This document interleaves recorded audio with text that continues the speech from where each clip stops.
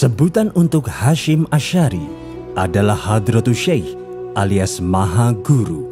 Dalam bukunya yang berjudul Guruku Orang-Orang dari Pesantren, Kiai Haji Saifuddin Zuhri yang pernah menjabat Menteri Agama Indonesia ke-10 pada masa Presiden Soekarno, yang juga ayah dari Menteri Agama di era Reformasi, Lukman Hakim Saifuddin, Hadratus Syekh Hasyim Asy'ari adalah tokoh besar yang sangat bersahaja.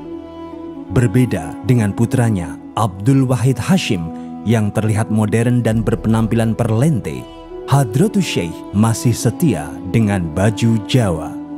Pakaian yang dikenakan terlihat seperti piyama yang tak berkerah, berwarna putih kain katun, mengenakan sarung dan sorban, kemana-mana selalu membawa tongkat. Nah, waktu subuh, belum subuh, Bang Hasyim keluar tuh, kan belum pakai tongkat tuh, tok di situ, terdengar suaranya. Kalau saya tok, waduh sampai buyar. Bayi Hasyim niku nggih menawi dinten Selasa menika nggih mulai ngaos Quran niku tiyang estri-estri. Kiai Haji Saifuddin Zuhri yang aktif di Gerakan Pemuda Ansor sejak 1939 dan pernah menjadi Komandan Divisi Hizbullah Jawa Tengah di bawah pimpinan Kolonel Sudirman pada peristiwa Palagan Ambarawa Oktober sampai Desember 1945 itu, menggambarkan sosok Kiai Haji Hasyim Asy'ari sebagai pribadi yang lembut tapi tegas dan berkarakter sebagai pemimpin. Memang tokoh ini sedikit sekali memiliki data sejarah, bahkan fotonya pun masih menjadi bahan diskusi yang panjang. Tetapi ia melahirkan putra yang memiliki reputasi besar sebagai salah satu perumus Piagam Jakarta dan Menteri Agama Republik Indonesia bernama Wahid Hasyim, serta memiliki cucu yang menjadi Presiden keempat Republik Indonesia bernama Abdurrahman Wahid. Peran Mbah Hasyim tentu tidak bisa dilepaskan karena sehari-hari beliau diwakili oleh Pak Wahid Hasyim. Jadi apa yang dilakukan oleh Pak Wahid Hasyim di dalam BPUPK, kemudian mencoret 7 kalimat Piagam Jakarta, mendirikan Kementerian Agama, dan lain-lain, itu semuanya tentunya diilhami oleh Mbah Hasyim dan disetujui oleh Mbah Hasyim.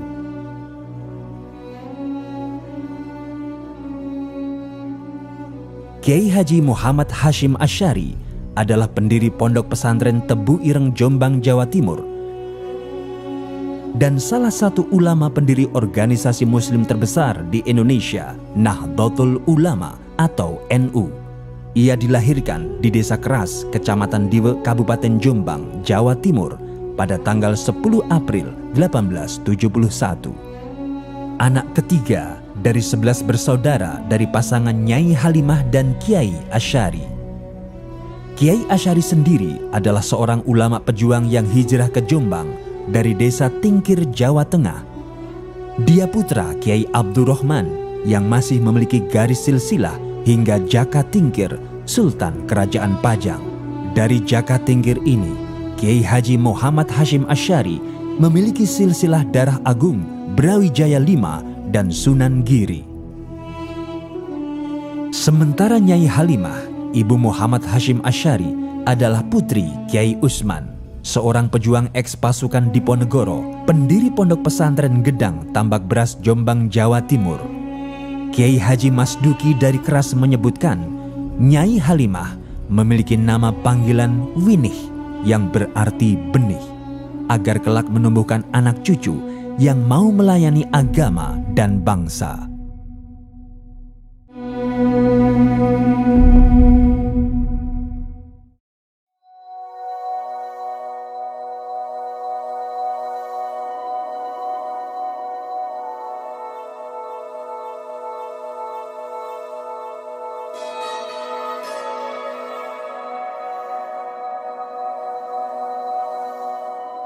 Memandang Mbah Hasyim itu dalam beberapa aspek, yaitu sebagai pendidik, sebagai pendiri pesantren, sebagai penulis banyak kitab. Yang kedua, sebagai tokoh Nahdlatul Ulama, yang ketiga sebagai tokoh Islam, yang keempat sebagai tokoh bangsa. Muhammad Hashim Asy'ari adalah seorang pecinta ilmu. Di masa mudanya, ia sudah belajar ilmu-ilmu baca tulis, bahkan huruf Arab gundul pun ia begitu mahir pada usia muda. Ia sudah hafal bait-bait Alfiyah Ibnu Malik saat umurnya belum genap 12 tahun. Menurut Kiai Haji Abdurrahman Wahid, pada usia 13 tahun, Kiai Haji Hashim Asy'ari sudah menjadi asisten mengajar ayahnya. Demikianlah sejarah menuturkan Muhammad Hashim Asy'ari muda tidak saja sekedar menimba ilmu, melainkan juga mempraktekkan ilmu-ilmu yang sudah didapat dari ayahnya.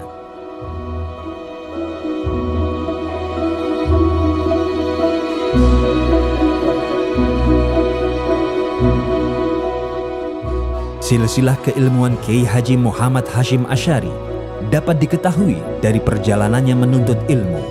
Pada usia 13 tahun, Muhammad Hashim Asy'ari menimba ilmu dari Kiai Usman. Dalam asuhan kakeknya, ia mengenal para kiai dan ulama, pejuang kemerdekaan yang diawasi ketat oleh Belanda. Sebab Belanda tidak ingin pemberontakan yang dipelopori oleh para kiai dan ulama membuat mereka bangkrut seperti pada Perang Diponegoro. Setelah berguru kepada kakeknya, Muhammad Hashim Asy'ari muda melanjutkan kelananya ke pesantren Wonokoyo Probolinggo. Dari Wonokoyo, ia berguru lagi kepada Kiai Ahmad Soleh Langitan Tuban, kepada Kiai Khalil Kademangan Bangkalan, dan kepada Kiai Soleh Umar Darat Semarang.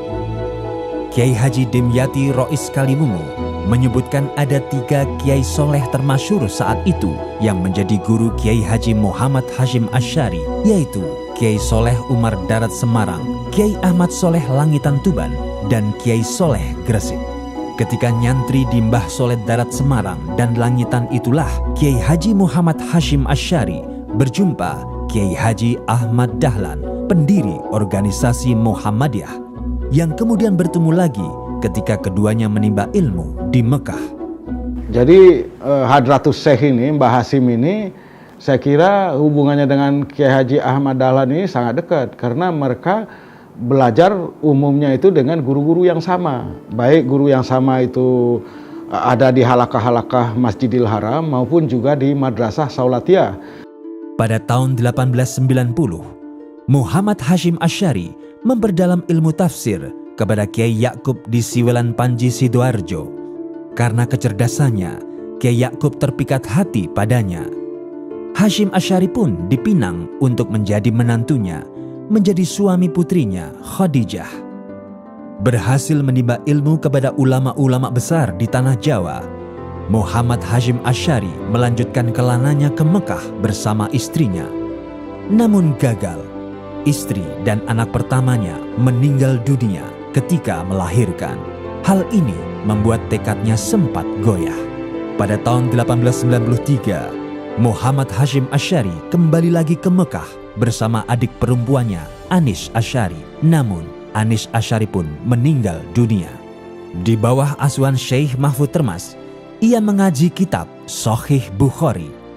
Ia mendapat ijazah sanad yang menandakan dirinya berhak mengajar kitab besar tersebut dan menyandang gelar Hadratus Syekh yang berarti Tuan Guru Besar.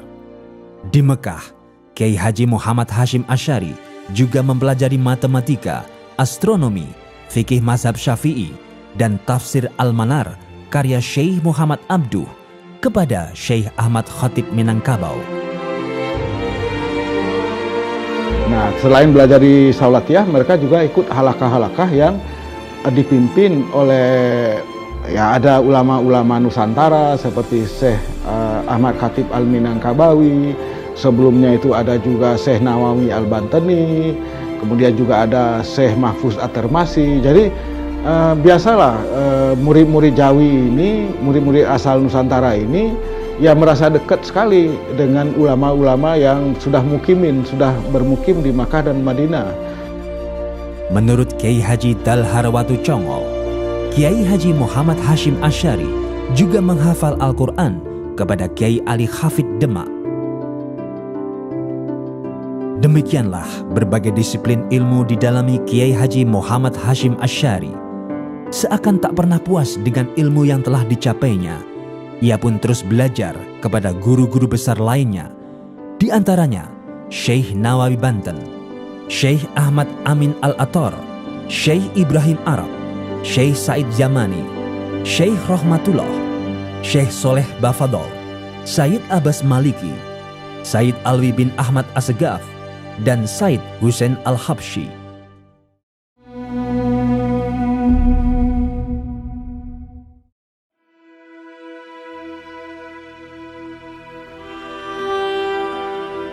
Pada tahun 1898, Kiai Haji Muhammad Hashim Asy'ari pulang ke tanah air dan mengajar di pesantren ayahnya di Keras, Jombang.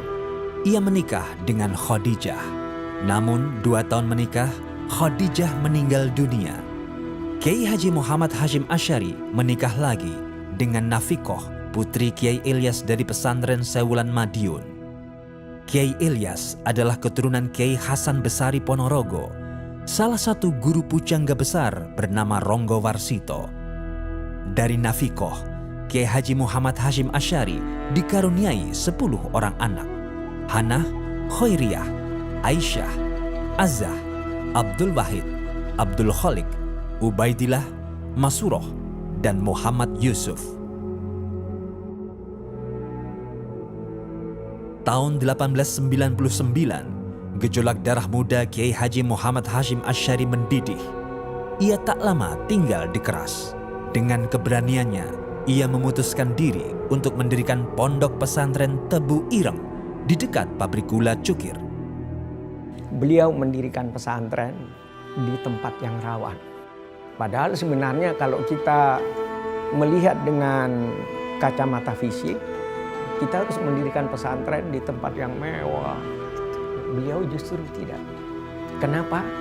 Karena beliau dalam memandang keindahan lebih dekat dengan cara Imam Ghazali. Jadi beliau itu melihat keindahan dengan kacamata batin. Jadi tempat yang rawan, tempat yang banyak premannya.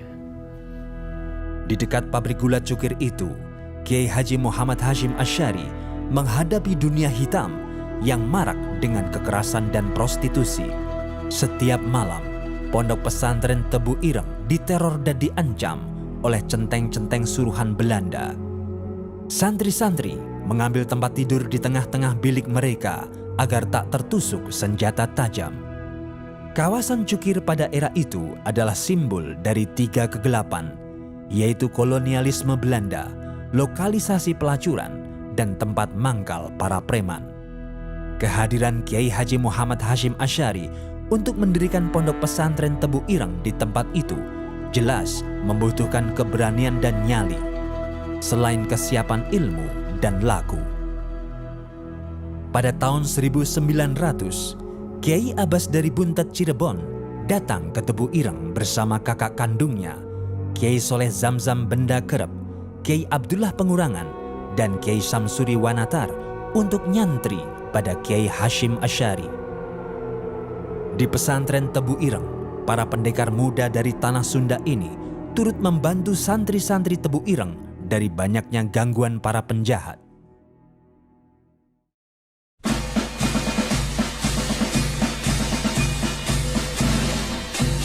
Perjuangan selalu menghadapi batu ujian. Ketika kezaliman kolonial Belanda belum sepenuhnya berakhir, datanglah kekejian penjajah Jepang ke tanah air. Pada tahun 1942, Kiai Haji Hashim Asy'ari beserta beberapa santri ditahan dalam penjara oleh penjajah Jepang karena menolak Seikeri, yaitu sebuah penghormatan terhadap Kaisar Hirohito dan ketaatan pada Dewa Matahari. Seikeri ini dilakukan dengan membungkuk ke arah matahari terbit setiap pukul 7 pagi. Kiai Haji Hashim Asy'ari dengan berani dan tegas menolak Seikeri karena dalam prinsip Islam hanya Allah lah yang patut disembah, bukan manusia atau matahari. Selama dalam tahanan di Sidoarjo dan kemudian dipindah dalam penjara Koblen Buputan Surabaya ini, Kiai Haji Hashim Asy'ari banyak mengalami siksaan fisik yang hebat. Bahkan salah satu jari tangannya remuk hingga tidak dapat digerakkan. Setelah lebih 4 bulan lamanya di penjara dengan penuh siksaan, akhirnya pada tanggal 18 Agustus 1942, Kiai Haji Hashim Asy'ari dibebaskan karena banyaknya protes dari kalangan kiai dan santri kepada penjajah Jepang yang dikomando oleh Kiai Haji Wahab Hasbullah dan Kiai Haji Abdul Wahid Hasyim. Maka kemudian sangat sedih Hasyim ketika keluar dari penjara melihat orang-orang yang sudah sangat begitu semangatnya untuk segera menata diri menuju kepada kemerdekaan, ini menjadi orang lumbrak-lumbruk, bahkan bangga ketika harus berpenampilan kumal keluar dari pesantren ben diarani ahli tasawuf. Api perjuangan Kiai Haji Hashim Asy'ari tak pernah padam. Pada tahun 1934, saat Nyai Nafikoh wafat, jejak juang Hadratus Syekh tak kunjung surut. Dalam melanjutkan perjuangannya, Hadratus Syekh didampingi Nyai Masruroh, putri Kiai Hasan pengasuh pondok pesantren Kapurjo Pagu Kediri. Dari pernikahan ini, Hadratus Syekh dikaruniai 4 orang putra dan putri, yaitu Abdul Qadir, Fatimah, Khadijah, dan Muhammad Yakub.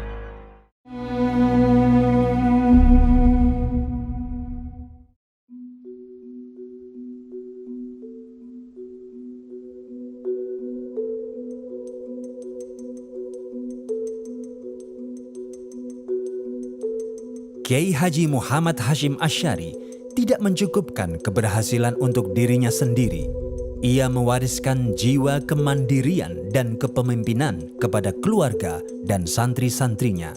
Dan beliau mendirikan pesantren di situ dengan sebuah imajinasi, sebuah mimpi yang indah bahwa tempat ini nanti harus menjadi tempat sumurnya ilmu, tempat orang dari berbagai macam tempat belajar agama serta akhlak dan cinta kepada bangsa dan tanah air. Berbekal ijazah sanad dari gurunya Syekh Mahfud Termas, Kiai Haji Muhammad Hashim Asy'ari menggelar khataman kitab Sahih Bukhari pada setiap bulan suci Ramadan, sehingga namanya terkenal sebagai guru besar hadis di Nusantara. Hal ini mengundang setiap kiai dan ulama, baik dari Pulau Jawa maupun luar Jawa, untuk mengaji hadis kepadanya. Tidak terkecuali gurunya sendiri, Kiai Khalil Kademangan Bangkalan Madura. Demikian keberanian dan kesabaran Kiai Haji Muhammad Hashim Asy'ari. Baginya, keberanian harus dilandasi dengan ilmu. Bareng aku khidmatul ilmi, moko opo wae hasil kabeh. Setelah aku mengabdikan diri pada ilmu, maka segala sesuatuku berhasil, dan kesabaran harus ditunjukkan dengan kedisiplinan. Yang sangat menarik pada kepribadian Hadratus Syekh Hashim Asy'ari itu adalah kepedulian yang total, baik kepada urusan agama, kepada urusan bangsa dan penderitaan rakyat, bahkan sampai urusan kemerdekaan.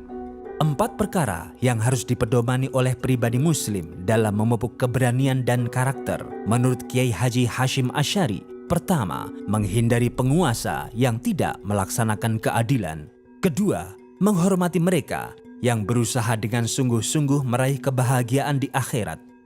Ketiga, menolong orang miskin. Dan yang keempat, melaksanakan sholat berjamaah. Di dalam menegakkan kedisiplinan, Kiai Haji Muhammad Hashim Asy'ari menggunakan tongkat sebagai simbol untuk meluruskan santri-santrinya yang berlaku bengkok. Nah, sebagai pendidik kita tahu ya, beliau menulis cukup banyak kitab.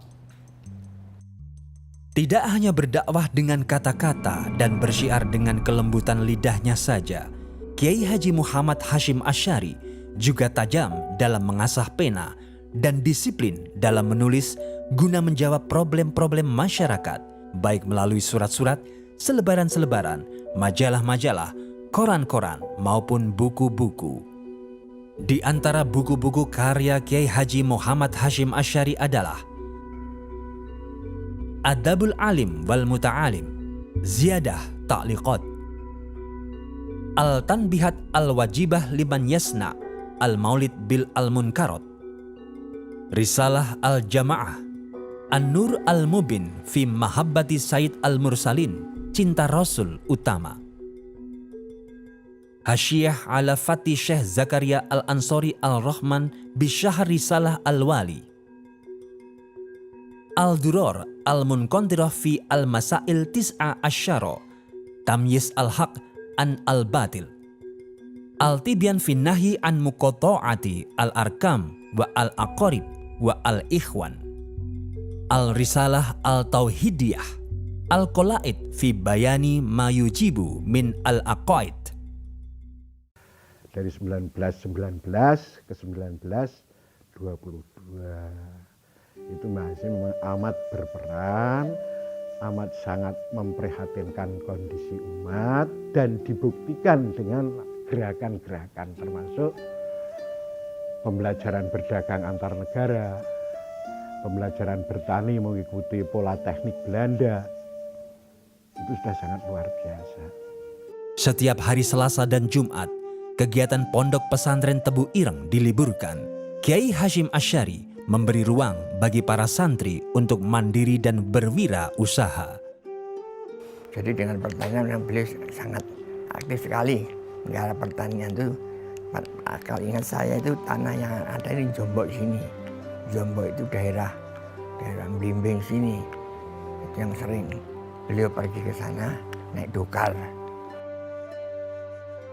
Berkat kerja keras, ketekunan dan jerih payahnya di bidang pertanian, Kiai Hasyim Asy'ari berhasil memiliki sawah seluas lebih dari 10 hektar. Dan dengan sawah itu pula, ia bersama santri-santri bekerja dan hasil panennya untuk membiayai pesantren Tebu Ireng. Kelak, jiwa kemandirian tersebut tercermin pada Pondok Pesantren Tebu Ireng dan organisasi NU yang tidak tergantung pada bantuan pemerintah.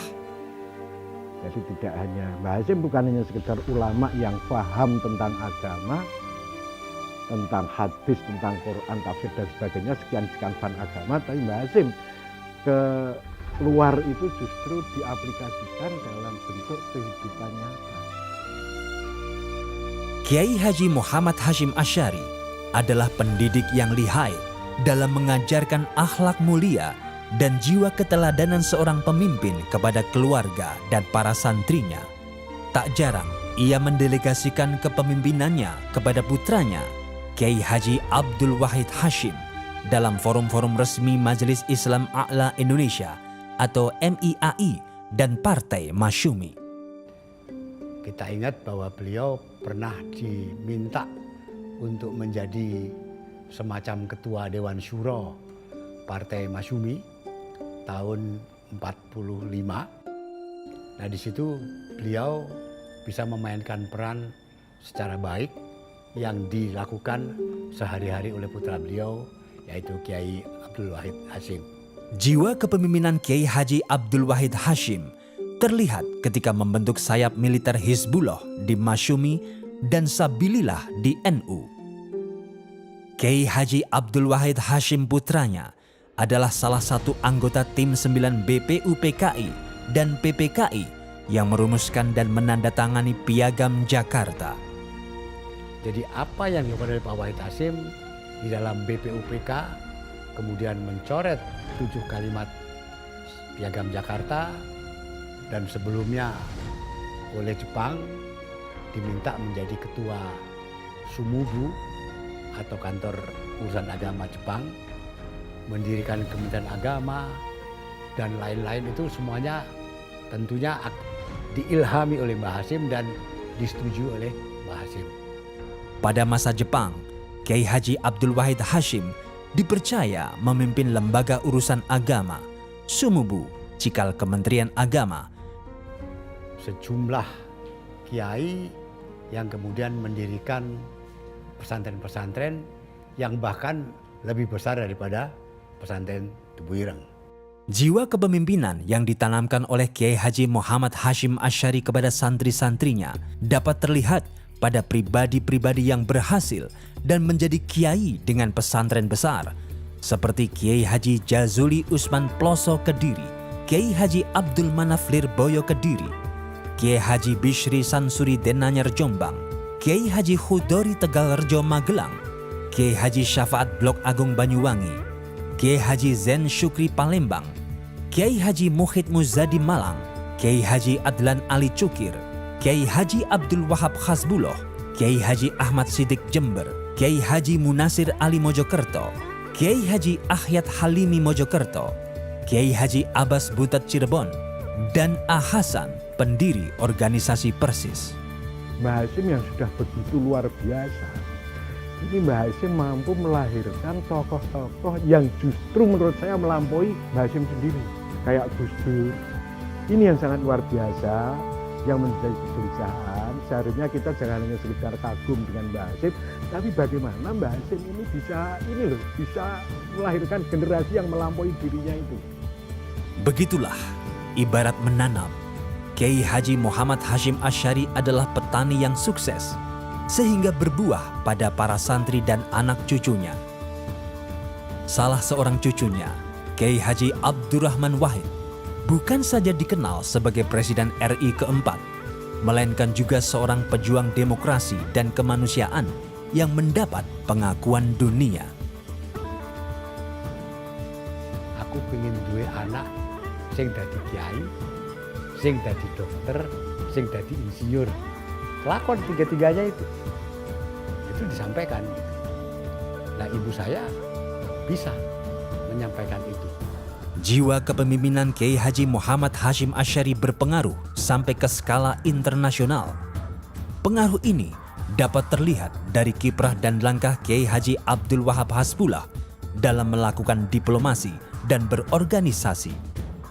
Ketika sang guru bangsa Hos Cokro Aminoto mendirikan Serikat Islam atau SI pada tanggal 16 Oktober 1912 di Surabaya, Kiai Haji Abdul Wahab Hasbulah mendirikan SI Cabang Mekah bersama Ajengan Abdul Halim, Ajengan Ahmad Sanusi, dan Haji Mas Mansur.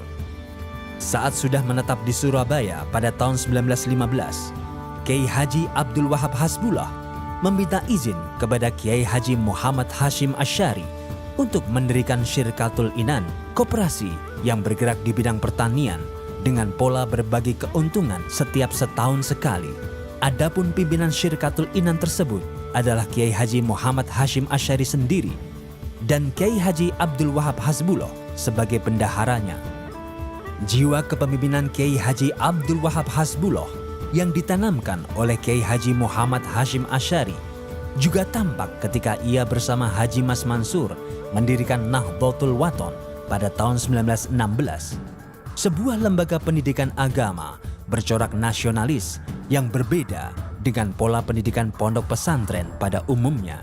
Secara berturut-turut pula, pada tahun 1918 dan tahun 1919, Kiai Haji Abdul Wahab Hasbulah mendirikan Nahdlatul Tujar dan Tasfirul Afkar atas restu Kiai Haji Muhammad Hashim Asy'ari, yaitu perserikatan pedagang yang beranggotakan para kiai dan organisasi yang rutin mengadakan diskusi tentang masalah-masalah agama, pendidikan, dan politik. Wawasan gender Kiai Haji Muhammad Hashim Asy'ari sangat jelas. Melalui Nyai Khoriyah Hashim putrinya, ia mendorong kaum perempuan untuk tampil dan menjadi penggiat pendidikan perempuan yang mandiri. Nyai Khoriyah Hashim meneruskan pondok pesantren khusus putri di Seblak, pondok pesantren peninggalan suami pertamanya, Kiai Haji Maksum Ali. Ia juga pelopor madrasah perempuan pertama di Mekah setelah mengikuti suami keduanya, Kiai Haji Muhaimin. Beliau menilai perempuan tidak kalah ruang geraknya, tidak kalah kiprahnya, tidak kalah potensinya, tidak kalah segala-galanya daripada laki-laki. Karena itu beliau memberikan ruang yang besar juga kepada perempuan-perempuan yang hadir dalam kehidupan beliau. Istri beliau seorang pejuang, ikut mengurus kemaslahatan umat di sekitar Pondok Tebu Ireng.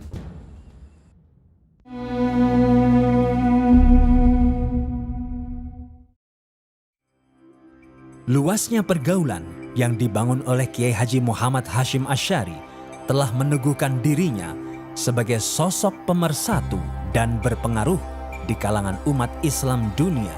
Pada tahun 1924, ketika pemerintah Kerajaan Arab Saudi melakukan pemurnian akidah, pembersihan tradisi dan situs-situs bersejarah, maka atas prakarsa Kiai Haji Abdul Wahab Hasbullah yang disetujui oleh Kiai Haji Muhammad Hashim Asy'ari, dibentuklah Komite Hijaz untuk memprotes langkah-langkah politik Raja Muhammad bin Saud, Raja Kerajaan Arab Saudi yang didukung oleh kelompok Wahabi dan Inggris yang dinilai telah merugikan sejarah umat Islam. Pada waktu itu situasi di Semenanjung Arabia ya, secara keseluruhan itu kekuatan-kekuatan Eropa bermain ya kan. Otaknya kan Inggris juga sebenarnya itu. Dan berapa yang bunuhnya berapa luar biasa itu. Dan juga Islam yang diajarkan, Islam yang sangat monolitik tuh. Dan anti sejarah sebenarnya. Anti peninggalan sejarah ya. Itu kan suatu rejim yang menurut saya sangat dangkal berpikirnya. Saya menyebut ortodoksi Islam Nusantara itu kan terdiri dari 3. Yang pertama adalah kalamnya Asy'ari, kemudian fikihnya Syafi'i, dan tasawufnya tasawuf Al-Ghazali. Jadi 3. Sementara paham Wahabi berbeda. Boleh disebut kalamnya itu kalam Salafi Wahabi, ya kan? Mungkin dekat-dekat juga ke Khariji. Kemudian fikihnya Hanbali, dan kemudian yang ketiga tidak ada, tasawuf tidak ada. Karena memang tasawuf ditolak oleh Wahabi karena dianggap itu penuh dengan bid'ah khurafat ya. Jadi saya kira Komite Hijaz dalam konteks itu sangat penting, merupakan satu momen historis dalam menjamin keberlangsungan tradisi Islam Indonesia. Sebagai tindak lanjut Komite Hijaz dalam membendung paham kelompok Wahabi dan membentengi tradisi umat Islam di Nusantara, maka pada tanggal 31 Januari 1926, Nahdlatul Ulama atau NU didirikan di Surabaya. Maka sebagai cikal bakalnya, beliau taswir afkar, mencari format berpikir yang pas untuk umat Islam Indonesia, Nahdlatul Tujar, kebangkitan para pedagang santri. Organisasi yang dibentuk dari 3 unsur organisasi sebelumnya, yaitu Nahdlatul Wathon, Nahdlatul Tujar, dan Taswirul Afkar. Dan yang pasti beliau itu seorang organisator, karena beliau mendirikan organisasi Nahdlatul Ulama untuk menyatukan gerakan para ulama, menyebutnya itu sebagai ya gerakan ulama, harakatul ulama, himayati wa islahil ummah, di dalam menjaga dan memperbaiki umat. Lalu para pendiri NU itu berpikir, ini kalau ditanzim, ditata dalam suatu organisasi, alangkah lebih sangkil dan mangkusnya khidmah ini. Nah, Sayyidina Ali ngendika, yang batil saja bisa mengalahkan yang hak. Kalau yang batil ditata dengan rapi dan yang batal tidak, maka lalu jamaah yang sama di mana-mana ini diwadahi jamiah yang namanya Nahdlatul Ulama. Tahun 26 itu Kiai Hasyim Asy'ari bersedia menjadi Rais NU dan oleh Kiai Wahab diberi jabatan Rais Akbar. NU lahir tahun 26 itu adalah menstrukturkan yang kultural. Karena itu ada semacam gap antara wadah dan isinya. Wadahnya modern, isinya tradisional. Lahirnya Nahdlatul Ulama tidak lepas dari dukungan banyak kiai dan ulama di Nusantara. Menurut Kiai Haji Ali Maksum Kerapiak Yogyakarta dalam pidatonya selaku Rois Am PBNU, sebagaimana ditulis dalam majalah Bangkit, pada tahun 1912 setelah Persyarikatan Muhammadiyah didirikan, ada 3 kiai yang sowan kepada Hadratus Syekh di pesantren Tebu Ireng untuk melaporkan hal itu dan memohon kepada Hadratus Syekh agar mendirikan wadah bagi para kiai, ulama, dan umat dalam memperjuangkan kokohnya Ahlus Sunnah wal Jamaah di tanah air. Ketiga kiai yang sowan kepada Hadratus Syekh itu adalah Kiai Haji Imam Wonokromo Yogyakarta, Kiai Haji Dalharwatu Congol Muntilan, dan Kiai Haji Raden Asnawi Kudus. Tapi bapak saya, ibunya orang Palembang, bapaknya orang Surabaya. Mbah saya dari Pasar Turi. Dan sekolahnya di Pesantren Tepiran. Jadi nggak perlu dikasih kartu anggota NU lagi, Pak. Sudah menjadi warga NU. Pada organisasi Nahdlatul Ulama ini pula, tampak kemampuan Kiai Haji Muhammad Hashim Asy'ari sebagai peletak dasar ideologi dan benteng Ahlus Sunnah wal Jamaah. Melalui konun asasi organisasi NU, ia menegaskan 4 mazhab, Hanafi, Maliki, Syafi'i, dan Hambali di bidang hukum Islam. Mengikuti Imam Al-Ghazali dan Imam Junaid Al-Baghdadi di bidang tasawuf, serta Imam Abul Hasan Al-Asy'ari dan Imam Al-Maturidi di bidang teologi. Konun asasi itu bahasa Indonesianya anggaran dasar. Konun itu anggaran, undang-undang, asasi itu dasar. Kemudian biasanya anggaran dasar itu didahului oleh mukadimah atau pendahuluan. Mukadimah konun asasi itu pertama kali diucapkan oleh Hadratus Syekh Hashim Asy'ari ketika akan membuat anggaran dasar. Dan pidato itulah yang kemudian menjadi mukadimah konun asasi. Jadi konun asasi sebenarnya adalah patokan strategis untuk NU di mana melandingkan agama ke Indonesia. Kenapa NU harus punya anggaran dasar, punya konun asasi? Karena kalau tidak punya konun asasi, NU tidak akan punya hak badan hukum reh mersun. Ketika datang pengesahan dari pemerintah Banda, konun asasi itu juga dipidatokan lagi mukadimah itu oleh Hashim Asy'ari. Yang saya tangkap dari mukadimah konun asasi itu pertama iman dan takwa, kedua persatuan di kalangan kaum muslimin, juga itu masalah kehidupan bermadhab. Oleh karena itu apapun yang terjadi, apa yang tercantum dalam mukadimah konun asasi tidak bisa berubah. Muktamar kapan saja tidak bisa merubah mukadimah konun asasi. Konun asasi ini yang menjadi landasan sikap organisasi NU yang bersifat tawasud, moderat, tasamuh, toleran, dan tawazun berimbang dalam mengawal Pancasila, Bhinneka Tunggal Ika, Negara Kesatuan Republik Indonesia, dan Undang-Undang Dasar 1945. Kiai Haji Hashim Asy'ari sebagai Hadratus Syekh dan juga pendiri Nahdlatul Ulama itu cenderung dikira orang sebagai figur yang konservatif. Padahal sebetulnya beliau adalah figur yang sangat progresif. Kalau tidak ya tentu saja tidak ada Nahdlatul Ulama. Nahdlatul Ulama didirikan dengan nilai-nilai prinsipil yang sangat kuat. Prinsip itu adalah prinsip tasamuh, tawazun, tawasud, i'tidal, dan amar ma'ruf nahi mungkar. Jiwa pemersatu dalam diri Kiai Haji Muhammad Hashim Asy'ari juga muncul ketika ia menggalang kekuatan politik umat Islam untuk melawan penjajah.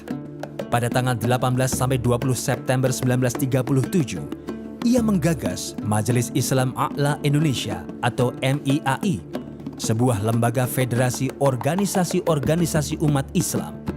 Kiai Haji Muhammad Hashim Asy'ari terpilih sebagai pimpinan yang didukung oleh Kiai Haji Mas Mansur dari Muhammadiyah dan Wondo Amiseno dari Syarikat Islam.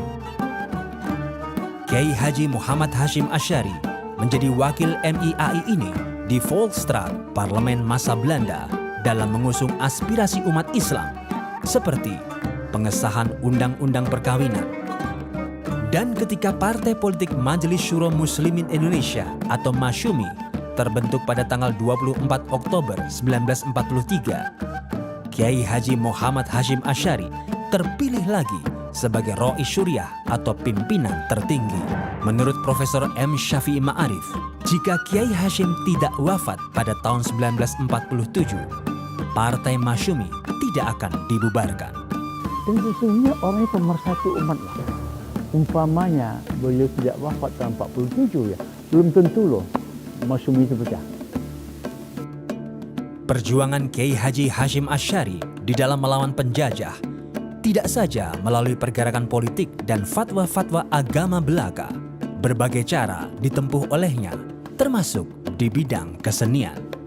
Kedekatan Kiai Haji Hashim Asy'ari terhadap keluasan seni tampak pada santrinya Asmuri atau ayah pelawak Sri Mulat Asmuni. Asmuri adalah seorang tokoh pemeran ludruk. Pada suatu hari, Asmuri dipanggil oleh Kiai Haji Hashim Asy'ari. "Ri, awakmu ojo ngludruk ae, gawe ono gambus," ujarnya. Setelah ditegur oleh gurunya, Asmuri pun menggelar kesenian gambus di pondok pesantren Tebu Ireng yang kemudian diberi nama Al-Misri. Pada masa penjajahan, kesenian tidak saja berfungsi sebagai hiburan. Kesenian digunakan untuk menyampaikan pesan-pesan rahasia antar para pejuang, sehingga belakangan dikenal dengan sebutan sandiwara yang berarti menyampaikan pesan rahasia. Seperti kesenian ludruk yang sangat terkenal di daerah Jombang hingga Surabaya, kesenian tersebut digunakan oleh Cak Durosin untuk melawan Jepang. Sebagaimana parikannya berikut: "Pagupon omahe Doro, melu nipon tambah sengsara. Pagupon rumah burung dara, ikut nipon tambah sengsara." Menurut Kiai Haji Abdurrahman Wahid, kesenian ludruk sebagai media penyampai pesan dari kalangan pondok pesantren tidak menggunakan pemeran perempuan sesuai ketentuan hukum Islam. Seorang perempuan tidak boleh tampil sebagai penghibur di muka umum kala itu. Sebagai kesenian yang lahir dari rahim pesantren, oleh karena itu pemeran ludruk semua laki-laki.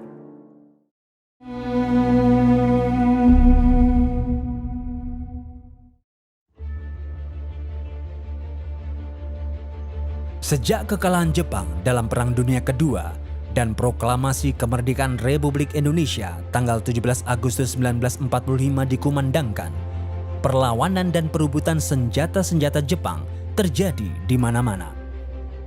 Hal ini mengundang inisiatif Inggris melalui Allied Force Netherlands East Indies atau AFNI, pasukan sekutu yang dikirim ke Indonesia untuk mengambil alih pemerintahan dari kekuasaan Jepang. Untuk mempertahankan kemerdekaan Republik Indonesia tersebut, para kiai dan ulama mengadakan pertemuan di Pondok Pesantren Tebu Ireng pada tanggal 11 September 1945. Bersama sejumlah kiai NU mengeluarkan fatwa resolusi jihad yang menjadi pemicu atau pemantik dari gerakan puluhan ribu anak muda muslim yang berbondong-bondong ke Surabaya untuk menghadapi tentara Inggris. Dan ketika itu tentara belum terkonsolidasi, polisi belum terkonsolidasi, nah andai kata tidak ada tokoh seperti Hadratus Syekh, kita tidak tahu seperti apa keadaan Indonesia ketika itu. Kiai Haji Abdul Wahab Hasbullah dan Kiai Haji Muhammad Ridwan mendesak agar Kiai Haji Muhammad Hashim Asy'ari sebagai Rais Akbar atau pemimpin besar mengeluarkan fatwa jihad. Adanya resolusi jihad itu ya sangat penting ya dalam rangka menggelorakan semangat perjuangan, semangat perlawanan, menegakkan, menjalankan ajaran agama, yaitu dalam hal ini melawan kesewenang-wenangan, kezaliman dari penjajah yang sudah lama pernah menjajah Indonesia dan ingin kembali menjajah Indonesia. Meskipun dengan berbagai pertimbangan, karena tentara dan peluru yang sedikit, fatwa jihad itu akhirnya dikeluarkan oleh Kiai Haji Muhammad Hashim Asy'ari dan dikumandangkan di kantor HBNU atau PBANU Jalan Bubutan, Surabaya pada tanggal 22 Oktober 1945 yang dihadiri oleh pengurus cabang NU se-Jawa dan Madura. Para ulama, para kiai bersama masyarakat yang taat kepada kiai sangat-sangat anti dengan penjajah. Beberapa kiai banyak sekali menjadi pahlawan yang tidak dikenal, yang berkorban dengan jiwanya melawan penjajah Belanda itu. NU yang dipimpin oleh Hadratus Syekh dan kiai-kiai sepuh pada waktu itu menanamkan kepada orang NU seperti halnya kiai-kiai pesantren menanamkan kepada santri-santrinya bahwa kita itu orang Indonesia yang beragama Islam, bukan sekedar orang Islam yang kebetulan di Indonesia. Sehingga kalau ada sesuatu yang mengancam Indonesia, otomatis sebagai orang Indonesia tidak usah disuruh siapa-siapa, tidak usah ditanya kontribusi segala macam, itu rumah-rumahnya sendiri. Di sini, menurut sejarawan Kunto Wijoyo, karisma Kiai Haji Muhammad Hashim Asy'ari mampu membangkitkan kesadaran mekanik perlawanan para ulama yang tercerai menjadi kesadaran organik yang dahsyat. 25 Oktober 1945, ketika Inggris menurunkan 6.000 tentara di Surabaya yang ditunggangi oleh Netherlands Indies Civil Administration atau NICA yang menewaskan Brigadir Jenderal Malabi dalam insiden kontak senjata di Jembatan Merah Surabaya pada tanggal 30 Oktober 1945, Mayor Jenderal E.C. Mansell, pengganti Brigadir Jenderal Malabi, mengeluarkan ultimatum kepada pasukan Indonesia di Surabaya agar menyerahkan senjata tanpa syarat pada tanggal 9 November 1945. Ia mengerahkan kekuatan darat, laut, dan udara untuk membombardir kota Surabaya. Mendengar informasi bahwa NICA membonceng sekutu akan menyerang ke Surabaya, Bung Karno minta fatwa kepada Kiai Haji Hashim Asy'ari. Fatwa jihad. Itulah lahirnya resolusi jihad. Fatwa jihad yang dikeluarkan oleh Rois Akbar Kiai Haji Muhammad Hashim Asy'ari yang kemudian dikenal sebagai resolusi jihad tersebut telah menggelorakan semangat Bung Tomo untuk mengumandangkan perang semesta pada tanggal 10 November 1945. Fatwa jihad dari Syekh Hashim Asy'ari saya rasa belum tentu lah ya. Bung Tomo begitu berkibar ya, berkobar mengucap Allahu Akbar itu ya, takbir itu. Karena dia merasa mendapat dukungan spiritual yang luar biasa dari ini. Jadi seorang ulama besar ya. Bismillahirrahmanirrahim. Allahu Akbar, Allahu Akbar, Allahu Akbar. Saudara-saudara, rakyat selatan di seluruh Indonesia,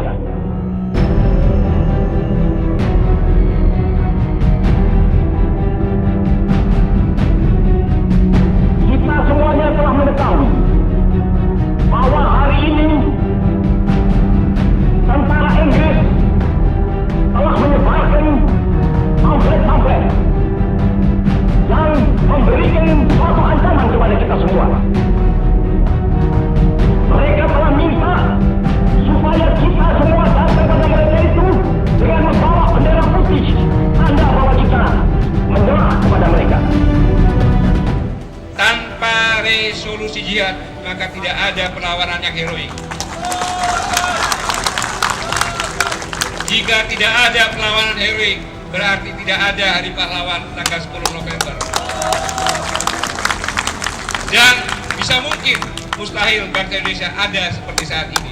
Kiai Hashim Asy'ari adalah pahlawan nasional yang mendeklarasikan perang mempertahankan kemerdekaan sebagai perang jihad.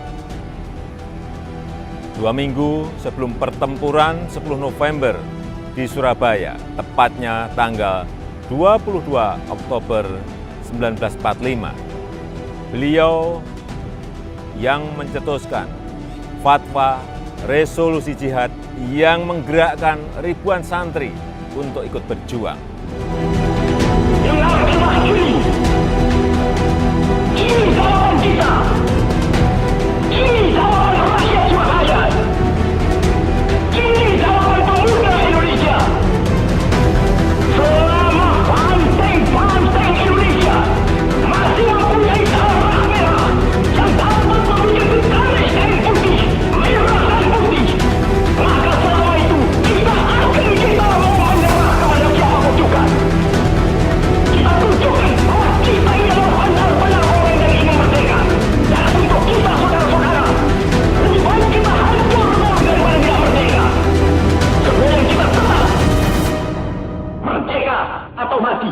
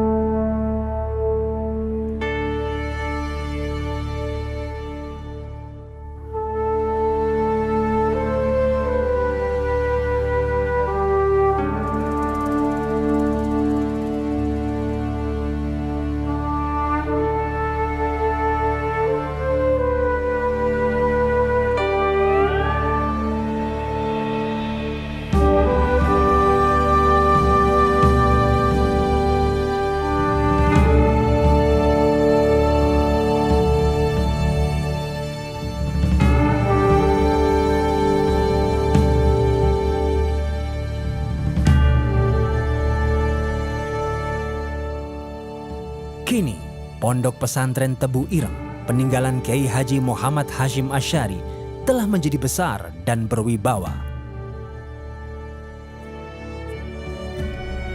Tradisi salafiyah sebagai ciri khas pondok pesantren masih dipertahankan.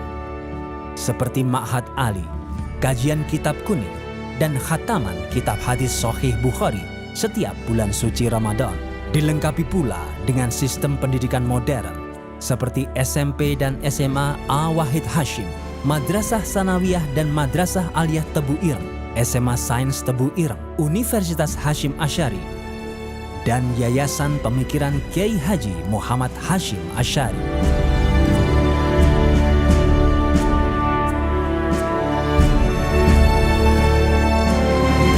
Sementara organisasi NU yang diwariskan olehnya masih tetap setia menjaga keutuhan bangsa dan mengawal berdirinya Negara Kesatuan Republik Indonesia.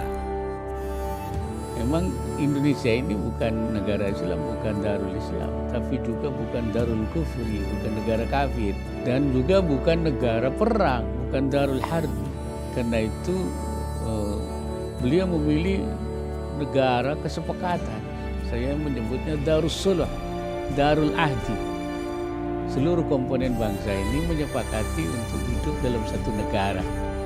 Karena itu disinilah dibutuhkan adanya toleransi untuk bisa hidup berdampingan secara damai. Di dalam pesannya, Kiai Haji Muhammad Hashim Asy'ari mengungkapkan, agama dan nasionalisme adalah dua kutub yang tidak berseberangan. Nasionalisme adalah bagian dari agama dan keduanya saling menguatkan. Karena itulah, saat ini pemerintah Indonesia menjadikan tanggal 22 Oktober sebagai Hari Santri Nasional, sebagai wujud penghormatan untuk menandai jasa-jasa perjuangan tersebut.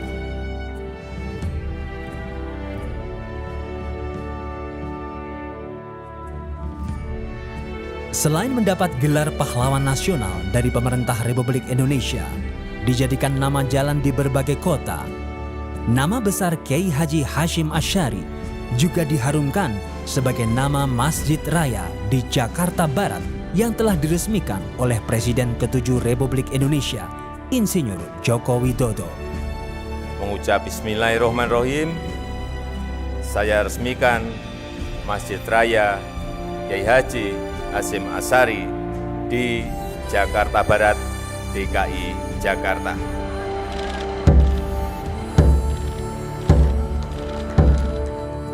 Sebagai sang Rois Akbar, Kiai Haji Muhammad Hashim Asy'ari telah menjalankan amanah dan menunaikan janji kemerdekaan untuk mengawal dan mewariskan martabat Ibu Pertiwi dengan menjadikan Islam Indonesia sebagai rahmat bagi NKRI dan kemajemukan bangsa. Gelar kepahlawanan yang telah disandangnya telah berbuah manis menjadi suri tauladan bagi seluruh rakyat Indonesia dengan mewariskan para pahlawan dan tokoh bangsa.